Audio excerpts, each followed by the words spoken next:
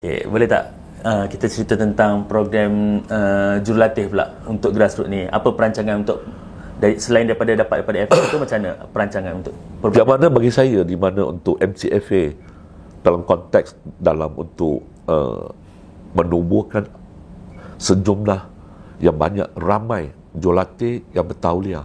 Kerana sekarang bila you nak mengajar atau melatih, you kena adakan jurulatih dulu. Bagi pengalaman saya sharekan pengalaman saya juga hadiri khusus akad umbi jurulatih pada tahun 2019 di SJKC Laiming, Bukit Jalil.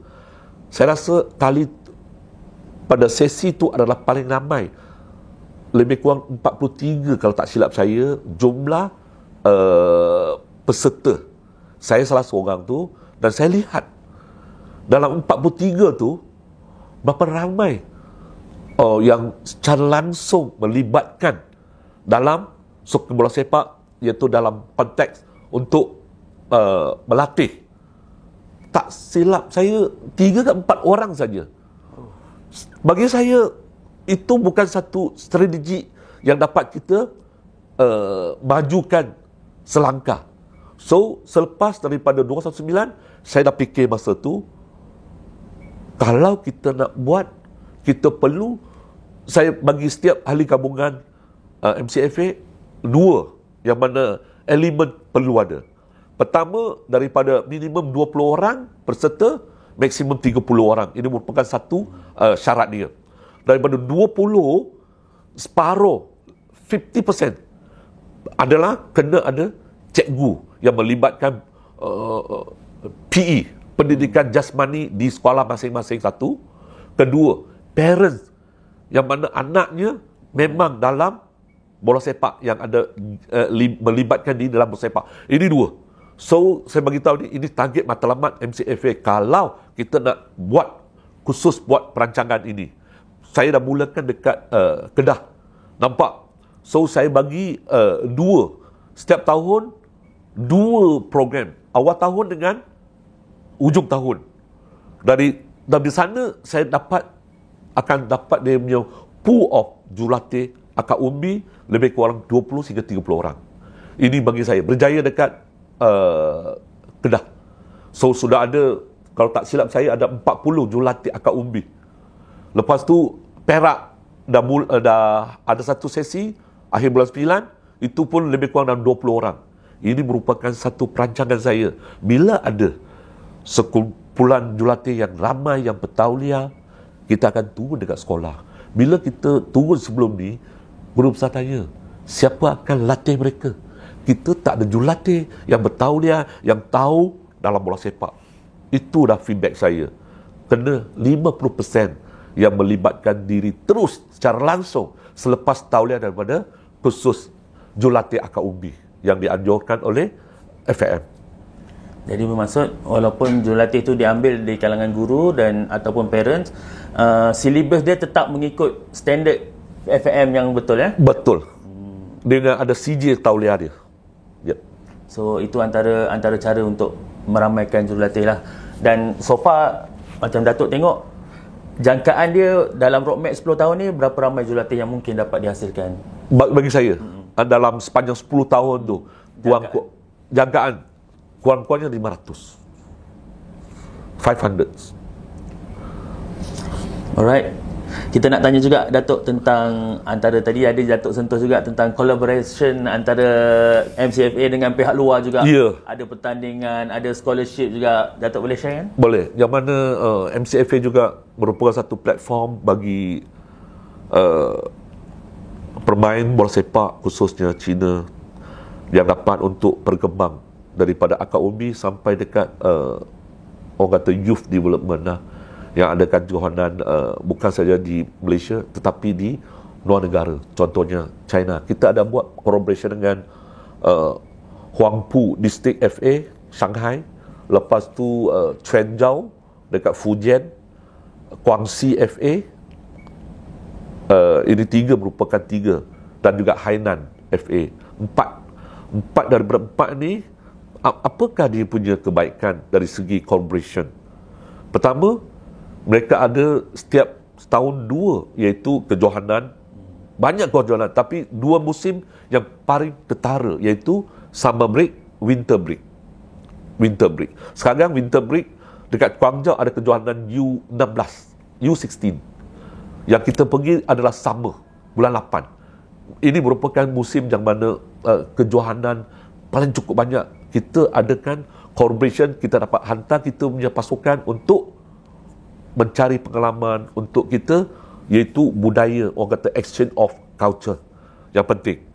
Dan juga untuk kita, sebab bola sepak kita dapat kawan yang ramai, globalist, iaitu secara global kita dapat kawan, bukan saja bagi orang kata manfaat pada sekarang, kemungkinan pada satu hari lagi dia dapat study, dia dapat recommendation daripada MCFA untuk ke universiti di China kerana bola sepak. Ini telah menunjukkan di mana collaboration kami dengan Hong Kong City U, kita dapat hantar 2 pemain bola sepak yang dapat full scholarship study dekat City U di Hong Kong. 2016, 2017. 2 player daripada Perak, Chinese, dapat full scholarship study dan dah graduate, tamat pengajian, dan mereka dapat carikan pekerjaan di multinational punya company di Hong Kong dengan dia punya pendapatan best. Itu merupakan salah satu, ini adalah satu orang kata platform yang baik untuk mereka dapat, bukan saja dalam konteks sukan tetapi dalam konteks pendidikan. Itu dapat, yang mana saya rasa kita akan lagi banyakkan di mana supaya peluang untuk permain di tempatan ni dapat untuk kita salurkan ke luar negara.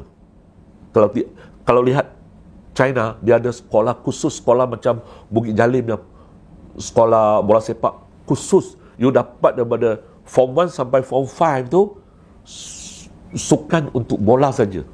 You dapat belajar, you dapat main. Kita akan buat recommendation.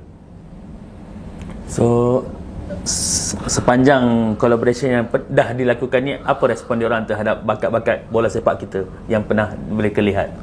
Bagi komen daripada mereka tu, kita memang mempunyai player, mempunyai kualiti, tapi kita kena ada juga pengkhususan.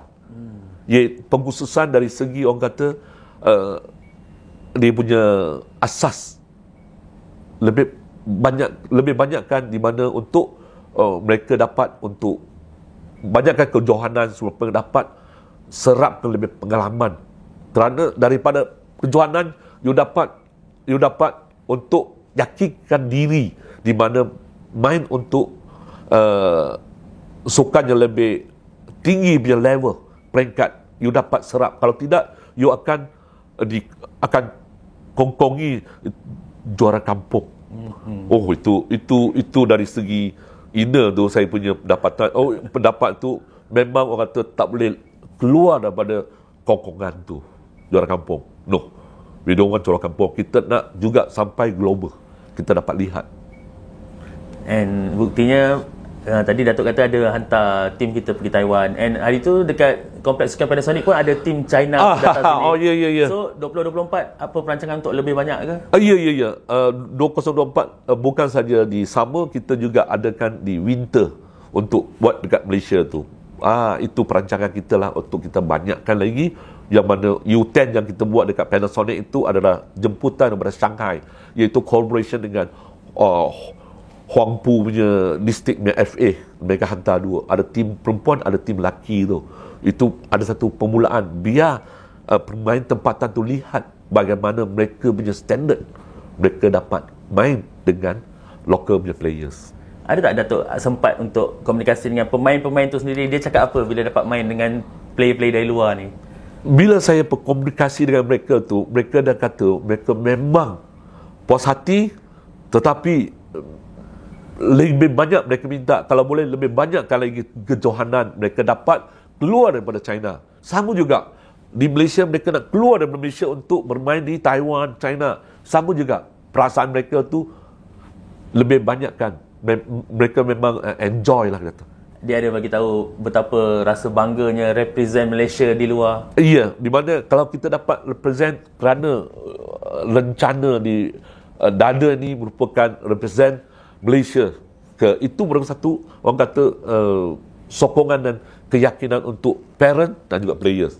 Ada dua kita punya matlamat. Sampang dua mata lah bagi saya. Dan Datuk sendiri sebagai bekas pemain bola, Datuk mesti teringat dia punya semangat lencana di dada tu. Apa yang Datuk harapkan mereka dapat rasakan benda tu satu hari nanti? Bagi saya, memanglah daripada pendirian saya sebagai seorang bekas pemain, memang masa dulu zaman kita dengan zaman sekarang ada perlainan. Zaman sekarang banyak lagi peluang dan dia punya cabang, bukan saja professionalism, tapi dalam you punya career, you punya study, you punya career, banyak. Dia tak ada, orang kata, cuma bola saja. Dia banyak cabang.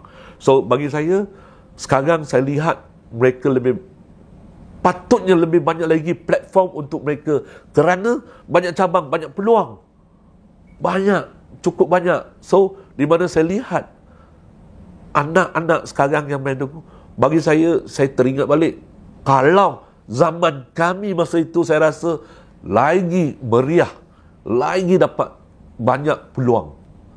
Kerana kita tidak dapat untuk nak undur balik, tapi kita akan maju terus kerana adanya matlamat dan perancangan yang, orang kata, yang sempurna, dan kita dapat capai apa yang kita nak dalam misi dan visi kita.